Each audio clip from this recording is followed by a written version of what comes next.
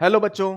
भाई आज की क्लास जो हमारी रहने वाली है, आज हमारे दो टॉपिक कवर होंगे आज की क्लास में, जिनमें से पहला जो हमारा टॉपिक है वो है कि अगर हम किसी कंडक्टर को किसी मैग्नेटिक फील्ड में प्लेस करा देते हैं तो वो कितना फोर्स एक्सपीरियंस करता है। और साथ में जो हमारा दूसरा टॉपिक रहने वाला है वो रहने वाला है कि जब दो पैरेलल कंडक्टर को आपने रखा है जिनमें कोई भी करंट का अमाउंट ट्रेवल कर रहा है तो वो कितना फोर्स एक्सपीरियंस करते हैं।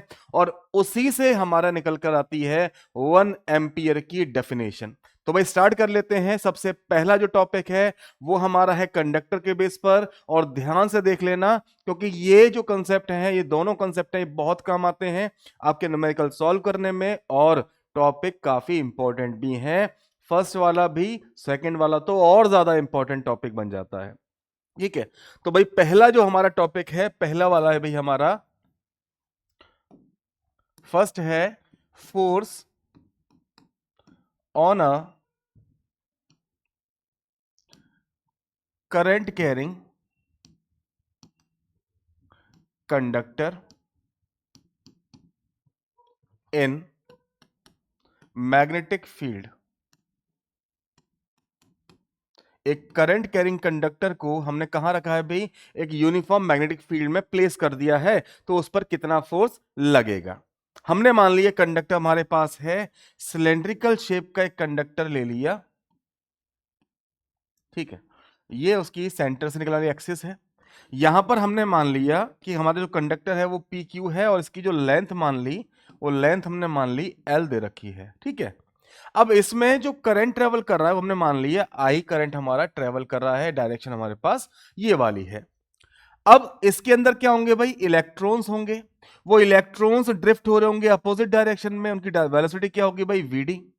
अब इसी इलेक्ट्रॉन को मैंने मान लिया, इसी के साथ में जो मैग्नेटिक फील्ड है वो वाई की तरफ जा रही है, यानी कि वाई की तरफ एप्लीकेबल है, और जो एक्स एक्सिस से एंगल बना रही है वो एंगल है हमारा थीटा। ठीक है, कितना एंगल है? थीटा एंगल है। तो इसकी वजह से यहां पर कि कितना फोर्स एक्सपीरियंस होगा उसी की कैलकुलेशन करते हैं। पहले इलेक्ट्रॉन्स की बात कर लेते हैं यहां से। तो देखिए, हमें मालूम है कि फोर्स इजिकल टू हमारा क्या होता है? Q V B. ठीक है, हमने पढ़ा हुआ था कि जो मैग्नेटिक फोर्स होता है वो हमारा क्या होता है? क्यू वी बी होता है। अब इसी में क्योंकि हम बात कर रहे हैं इलेक्ट्रॉन की, तो इलेक्ट्रॉन पे हमने चार्ज मान लिया कितना है भाई? माइनस ई है। और जिस वेलोसिटी से ये इलेक्ट्रॉन मूव कर रहा है वो क्या है? उसकी ड्रिफ्ट वेलोसिटी है, जिसे हमने किससे शो किया हुआ है? वी से। किससे किया हुआ है? वी से। साथ में क्या है आपका? बी है। ये दोनों आपकी कैसी क्वांटिटी है भाई? Vector quantity. हमने वेक्टर लगा दी है क्योंकि यहां पर बेसिकली आता क्या हमारा? साइन थीटा आता है, तो इसको हम ऐसे हमने इसको लिख दिया। ठीक है, यहां तक कोई दिक्कत है? अब जितना फोर्स एक इलेक्ट्रॉन पर लग रहा है वैसे ही इसके पास कितने इलेक्ट्रॉन होंगे? तो हम आंसर है एन नंबर ऑफ इलेक्ट्रॉन होंगे। साथ में एन नंबर ऑफ इलेक्ट्रॉन्स तो हैं, लेकिन वो कहां होंगे? तो भाई इसके पूरे वॉल्यूम में होने चाहिए। अब मैंने मान लिया इसका जो क्रॉस सेक्शनल एरिया है वो ए है। ठीक है, कितना है क्रॉस सेक्शनल एरिया? ए है। लेंथ कितनी है इसकी? एल है। तो वॉल्यूम आपको कैसे मिलेगा? ए इंटू एल से मिल जाएगा। तो देखिए जरा कि F इज इक्वल टू हमारा क्या हो जाएगा? टोटल इलेक्ट्रॉन कितने होंगे भाई हमारे? N इंटू में क्या आ जाएगा आपका? AL। साथ में क्या है आपके पास में भाई? माइनस ई है। और साथ में क्या है आपका? मैं एक काम करता हूं, इसको साइन थीटा में कन्वर्ट कर लेते हैं। ठीक है, इजी हो जाएगा थोड़ा सा। तो यहां क्या आ जाएगा आपका? AL और माइनस का ई, VD बी साइन थीटा। ठीक है, अब जरा देखो यहां पर, ये आपका लगभग हमारा किस फॉर्म में बन गया भाई? आपका ये बन गया आपका NEAL इंटू में VD, साथ में क्या है आपका? बी साइन थीटा भी है। ये आपका फोर्स निकल के आया। किसके लिए आ गया भाई? नंबर ऑफ इलेक्ट्रॉन्स के लिए। अब जरा याद करना, चैप्टर नंबर 3 में हमने एक चीज पढ़ी थी कि जो करंट होता है आई, उसकी value in terms of number of electrons और साथ में ड्रिफ्ट वेलोसिटी हमारा क्या निकल कर आया था? वहां पर हमारा निकला था हमारा एक्सप्रेशन NEAVD निकला था। याद होगा सभी को, NEAVD निकला था। अब यहीं पर आई की वैल्यू हमारी क्या हो गई भाई? NEAVD हो गई। तो देखते हैं भाई हमारा फोर्स अब क्या बन जाएगा, क्योंकि करंट की बात कर रहे थे हम। तो देखो यहां पे NEAVD, इसलिए क्या आ गया हमारा I आ गया, क्या आ गया भाई हमारा I आ गया। साथ में क्या है हमारा, देखो जरा, L बच गया, B साइन थीटा बच गया, तो क्या आ जाएगा यहां पर, L आ गया, B आ गया साइन थीटा। यानी नॉर्मल सी भाषा में बोलूं तो F इजिकल टू क्या आ गया आपका, BIL sine theta, bill sine theta. ये हमारा फोर्स है जो एक्सपीरियंस करता है कोई भी कंडक्टर जिसमें नंबर ऑफ इलेक्ट्रॉन क्या कर रहे हैं, फ्लो कर रहे हैं। अब इसकी कंडीशन एक, ये फोर्स मैक्सिमम कब हो सकता है, तो देखो जरा, फोर्स मैक्सिमम कब होगा, हमने मान लिया कि थीटा हमारा कितना है, 90 डिग्री है। तो भाई थीटा अगर 90 होगा तो BIL साइन 90 डिग्री, और साइन 90 की वैल्यू क्या होती है सबको मालूम होगा, 1 होती है। तो यही क्या आ जाएगा आपका, BIL आ जाएगा। बात करें मिनिमम के लिए, F मिनिमम, तो यहां पर थीटा हम कितना मान लेंगे भाई, 0 डिग्री या 180 मान लेंगे। तो F मिनिमम कितना आएगा आपका, BIL साइन 0 डिग्री। तो F मिनिमम, भाई साइन 0 सबको मालूम है 0 होता है, तो इस कंडीशन में फोर्स भी कितना हो जाएगा, 0। यानी अगर जो आपकी मैग्नेटिक फील्ड है वो पैरेलल हो जाए किसके, करंट की डायरेक्शन के, तो वहां फोर्स कितना मिलेगा आपको, 0 मिलेगा, मिनिमम बोल सकते हो। और अगर ये परपेंडिकुलर हो जाए, यानी इसके साथ में जो एंगल थीटा बन रहा है ये 90 डिग्री हो गया, तो फोर्स आपको वहां पर मैक्सिमम मिलेगा। ठीक है, तो ये बात हो जाती है आपकी पहले वाली हेडिंग की।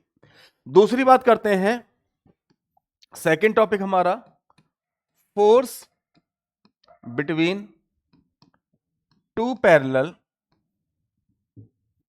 Conductor, two parallel conductor carrying current. ठीक है, दो पैरेलल कंडक्टर रखे हुए हैं, उनके बीच में कितना फोर्स लगेगा उसकी कैलकुलेशन हम इसकी हेल्प से करेंगे। तो देखिए जरा, मैंने मान लिया एक कंडक्टर मेरे पास ये है और दूसरा कंडक्टर मेरे पास ये है। यहां पर इसमें आई करंट I1 जा रहा है, इसमें मैंने मान लिया I2 जा रहा है। ठीक है, कंडक्टर नाम दे दिया, ये P है, ये Q है। तो अब जरा देखिए, ये P और Q कंडक्टर है, तो भाई इसकी कोई ना कोई फील्ड बन रही होगी।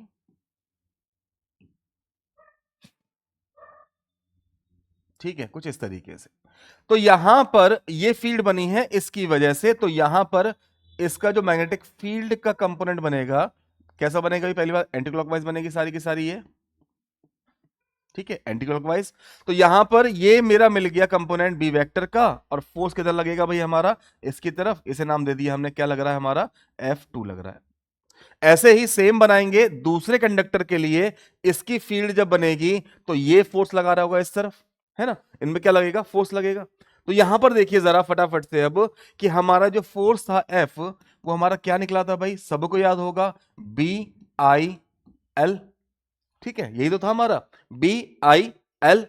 अब यहां पर BIL की हेल्प से देखते हैं कि फॉर यूनिट लेंथ, लेंथ कितनी ले ली हमने, यूनिट लेंथ ले ली, यानी L की वैल्यू हमने 1 मान ली। तो F इजिकल टू क्या आ जाएगा आपका, BIL, तो 1 हो गया।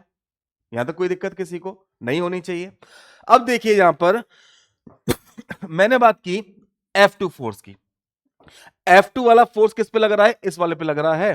तो भाई F2 फोर्स किसकी वजह से लग रहा है, तो भाई देखिए F2 फोर्स जो लग रहा है वो लग रहा है आपका करंट जो ट्रेवल कर रहा है इसमें, और मैग्नेटिक फील्ड जो बन रही है पहले वाले के लिए, यानी कि F2 इजिकल टू क्या आ जाएगा आपका, B1 इंटू I2 आ जाएगा। अब सबको याद होना चाहिए कि भाई कि B इजिकल टू हमारा क्या आया था, म्यू नॉट अपॉन 4 पाई, जब हमने कंडक्टर की बात की थी तो 2I अपॉन R, क्या आया था हमारा, mu naught upon 4 pi into 2I upon R।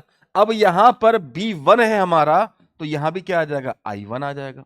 तो यहां से आपका F2 क्या मिलेगा, यहां से आपको F2 मिलेगा mu naught upon 4 pi into 2I1 upon R, और साथ में क्या हमारे पास में I2 भी है, तो यहां पे क्या आ जाएगा, साथ में आपका I2 आ जाएगा।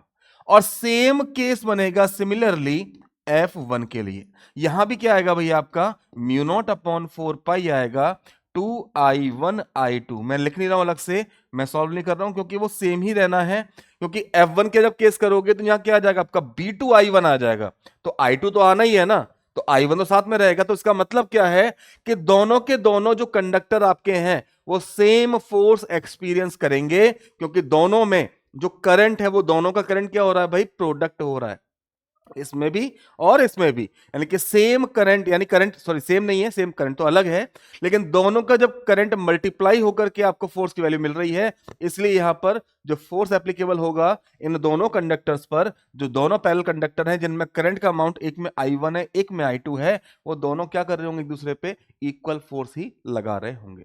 ठीक है, अब जरा इसी से जो मोस्ट इंपॉर्टेंट चीज बनती है वो क्या बनती है, डेफिनेशन ऑफ 1 एम्पियर। अब 1 एम्पियर करंट की डेफिनेशन इसी से बन जाती है। हमने क्या किया, let I1 is equal to I2 is equal to 1 ampere. ठीक है, जो करंट दोनों में ट्रेवल कर रहा है वो कितना कर रहा है, 1 एम्पियर कर रहा है, और जो उन दोनों के बीच का सेपरेशन का डिस्टेंस है ना R, इन दोनों के बीच में जो सेपरेशन है वो हमने माना है R, ये हमें दे रखा है यहां पर 1 मीटर। तो F इज इक्वल टू क्या आ जाएगा आपका, mu naught upon 4 pi into में आपका 2, I1 की वैल्यू 1, I2 की वैल्यू 1 अपॉन R की वैल्यू 1। तो F इज इक्वल टू 2 आ गया, ये तो पूरा 1 ही हो गया, यहां 1 आएगा सॉरी, R की वैल्यू 1 है हमारे पास, तो ये तो पूरा 2 हो गया। अब म्यू नॉट अपॉन 4 पाई की वैल्यू क्या होती है, 10 की पावर -7, फोर्स है तो क्या आ गया आपका, न्यूटन। तो इसका मतलब 1 एम्पियर वो करंट है कि जब वो किन्हीं दो पैरेलल कंडक्टर में फ्लो कर रहा होगा, तो जो फोर्स लगेगा उन दोनों कंडक्टर पे वो कैसा लगेगा, 2 इंटू 10 की पावर -7 न्यूटन का फोर्स लग रहा होगा।